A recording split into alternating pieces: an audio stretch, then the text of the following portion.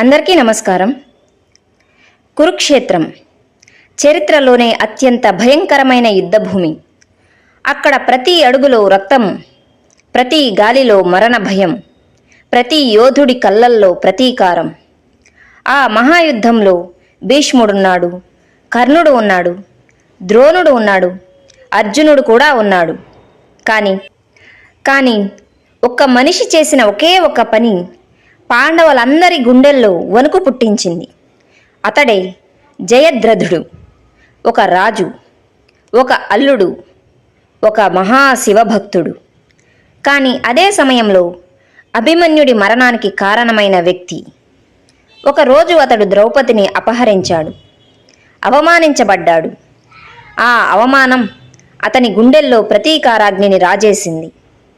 ఆ తర్వాత చేసిన తపస్సు, శివుడి వరం, కురుక్షేత్రంలో జరిగిన కుట్ర, అభిమన్యుడి విషాద మరణం, అర్జునుడి ప్రతిజ్ఞ మరియు సూర్యాస్తమయాన్ని ఆపేసిన శ్రీకృష్ణుడి మాయ, ఇవన్నీ కలిసిపోయి జయద్రథుడి జీవితాన్ని మహాభారతంలోని అత్యంత విషాదకరమైన అధ్యాయంగా మార్చాయి.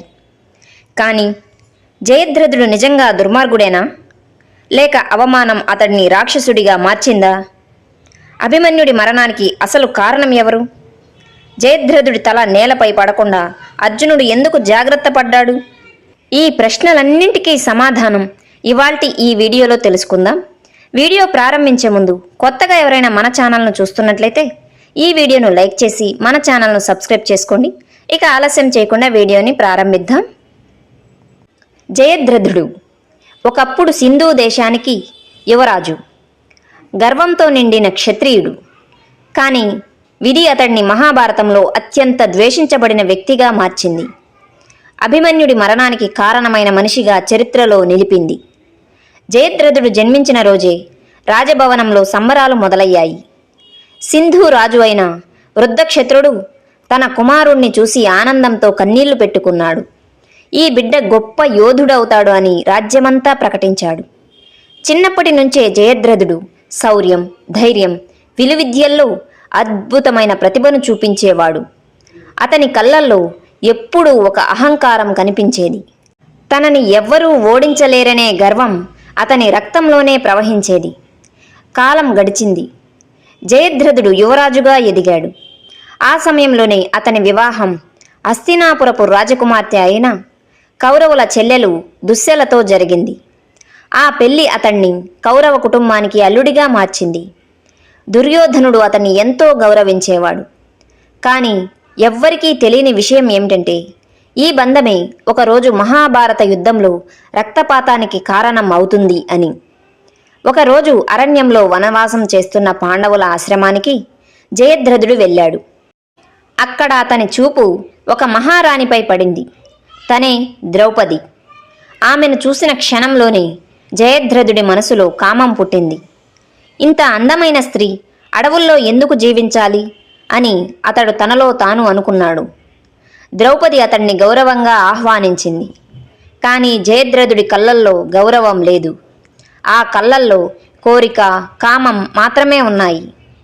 నాతో రా ద్రౌపది, నిన్ను రాణిలా చూసుకుంటాను అని అన్నాడు జయద్రథుడు. ద్రౌపది కోపంతో మండిపోయింది. నేను పాండవుల భార్యను, నీకు సిగ్గులేదా అని గట్టిగా ప్రశ్నించింది. కానీ కామంతో అందుడైన జయద్రథుడు వినలేదు. బలవంతంగా ఆమెను రథంలోకి ఎక్కించి తీసుకువెళ్ళిపోయాడు. కొద్దిసేపటికే పాండవులు ఆశ్రమానికి చేరుకున్నారు. ద్రౌపది కనిపించలేదు. జరిగిన విషయమంతా తెలుసుకున్న భీముడు అగ్నిలా మండిపోయాడు. అర్జునుడి కళ్ళల్లో కోపం మెరిపించింది. జయద్రథుణ్ణి బ్రతకనివ్వను అని భీముడు గర్జించాడు. అడవులు కంపించేలా వారు అతన్ని వెంబడించారు. చివరకు జయద్రథుణ్ణి పట్టుకున్నారు.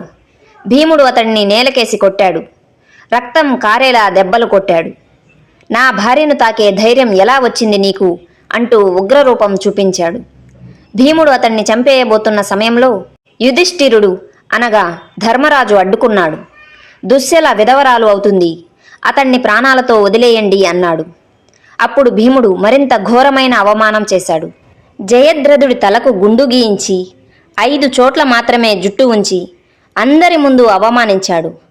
ఆ రోజే జయద్రథుడి గుండెల్లో ప్రతీకారం పుట్టింది.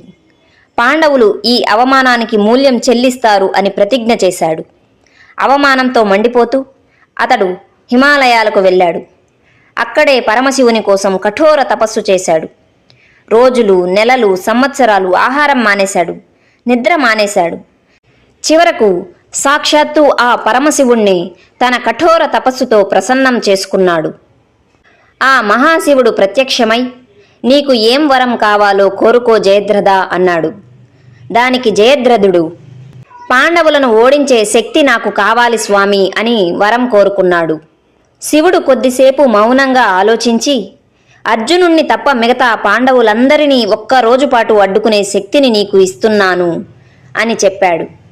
అదే వరం ఒకరోజు అభిమన్యుడి ప్రాణాలను తీస్తుందని అప్పటికి ఎవ్వరికీ తెలియదు. కురుక్షేత్ర యుద్ధం ప్రారంభమైంది. భూమి మొత్తం రక్తంతో నిండిపోయింది. వీరులు ఒక్కొక్కరిగా పడిపోతున్నారు. యుద్ధం 13వ రోజుకు చేరుకుంది. ద్రోణాచార్యుడు చక్రవ్యూహాన్ని నిర్మించాడు. ఆ వ్యూహాన్ని ఛేదించగలిగిన వాడు అర్జునుడు మాత్రమే. కానీ కుట్ర ప్రకారం అర్జునుణ్ణి దూరంగా పంపించారు. అప్పుడే యువ వీరుడు అయినటువంటి అభిమన్యుడు ముందుకు వచ్చాడు. నాకు లోపలికి వెళ్ళడం తెలుసు, నేను వెళ్తాను అంటూ ముందుకొచ్చాడు. పాండవుల గుండెల్లో భయం ఉన్నా కూడా అభిమన్యుడి ధైర్యం చూసి అతన్ని లోనికి అనుమతించారు. అభిమన్యుడు చక్రవ్యూహంలోకి దూసుకు వెళ్ళాడు. అతని వెనుక భీముడు, యుధిష్ఠిరుడు, నకులుడు, సహదేవుడు వెళ్ళబోతుండగా వారి ముందుకు వచ్చి నిలబడ్డాడు ఈ జయద్రథుడు. ఆ రోజు శివుని వరం పనిచేసింది. భీముడు ఎంత ప్రయత్నించినా అతన్ని దాటలేకపోయాడు. పాండవులందర్నీ ఒకే ఒక్క జయద్రథుడు అడ్డుకున్నాడు. లోపల ఒంటరిగా చిక్కుకున్న అభిమన్యుడిపై కౌరవ మహారథులంతా కలిసి దాడి చేశారు. ధర్మానికి విరుద్ధంగా ఒక చిన్న పిల్లవాడిపై అందరూ ఒక్కసారిగా దాడి చేశారు. అభిమన్యుడు తన ముందు యుద్ధానికి నిల్చున్న వారందరినీ చూసి ఏమాత్రం భయపడలేదు. సింహంలా పోరాడాడు. రథం విరిగిపోయింది, ధనస్సు విరిగిపోయింది, ఖడ్గం కూడా విరిగిపోయింది. చివరకు రథచక్రాన్ని ఆయుధంగా పట్టుకొని యుద్ధం చేశాడు ఆ మహావీరుడు అభిమన్యుడు. కానీ చివరకు అతడు నేలపై పడిపోయాడు. ఆకాశమంతా నిశ్శబ్దమైపోయింది. ఆ వార్త కొద్దిసేపట్లోనే అర్జునుడికి తెలిసింది. చిన్నతనంలోనే గొప్ప ధైర్య సాహసాలతో, ఎంతో వీరత్వంతో ఆ కురుక్షేత్ర యుద్ధభూమిలో యుద్ధం చేస్తూ వీర మరణం పొందిన తన కుమారుడి మృతదేహాన్ని చూసిన అర్జునుడు గుండెలు పగిలేలా ఏడ్చాడు. ఆ జయద్రథుణ్ణి రేపు సూర్యాస్తమయం లోపు చంపకపోతే నేను అగ్ని ప్రవేశం చేస్తాను అని ప్రతిజ్ఞ చేశాడు. ఆ రాత్రి కౌరవ శిబిరంలో భయం మొదలైంది.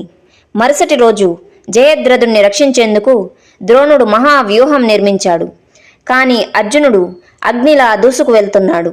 గాంధీవం నుంచి వచ్చిన ప్రతి బాణం ఒక ప్రళయంలా మారింది. సూర్యాస్తమయం దగ్గర పడుతుంది. జయద్రథుడు ఇంకా దొరకలేదు. అప్పుడే శ్రీకృష్ణుడు ఒక చిరునవ్వు నవ్వాడు. తన మాయతో సూర్యుడు అస్తమించినట్లు చీకటిని సృష్టించాడు. అర్జునుడు ఓడిపోయాడు అని కౌరవులందరూ ఆనందించారు. దాక్కున్న జయద్రథుడు వెంటనే బయటకు వచ్చాడు. అదే అదనుగా, పార్థ, ఇదే సమయం అని శ్రీకృష్ణుడు అర్జునుడికి సూచించాడు. అర్జునుడు గాంధీవాన్ని లేపాడు. ఒక దివ్యాస్త్రాన్ని సంధించాడు. ఆ బాణం మెరుపులా వెళ్ళి జయద్రథుడి తలను నరికేసింది. కానీ కృష్ణుడు అక్కడితో ఆగలేదు. జయద్రథుడి తండ్రికి ఒక వరం ఉంది.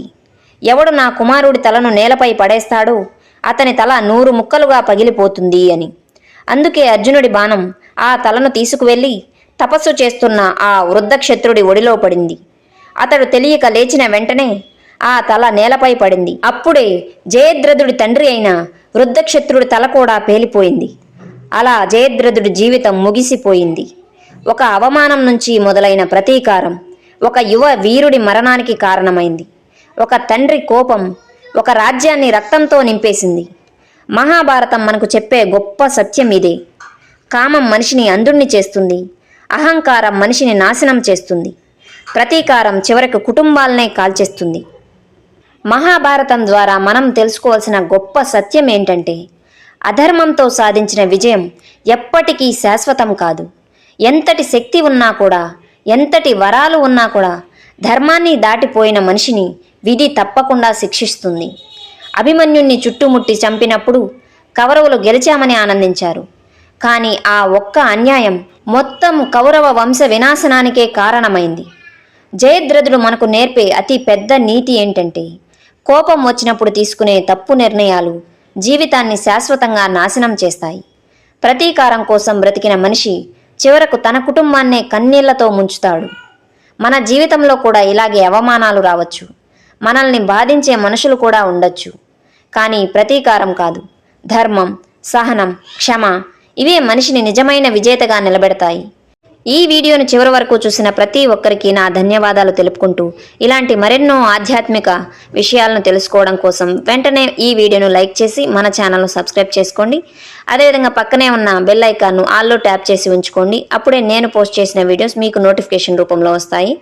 మరొకసారి అందరికీ ధన్యవాదాలు తెలుపుకుంటూ మరో మంచి వీడియోతో మళ్ళీ కలుద్దాం. అంతవరకు సెలవు.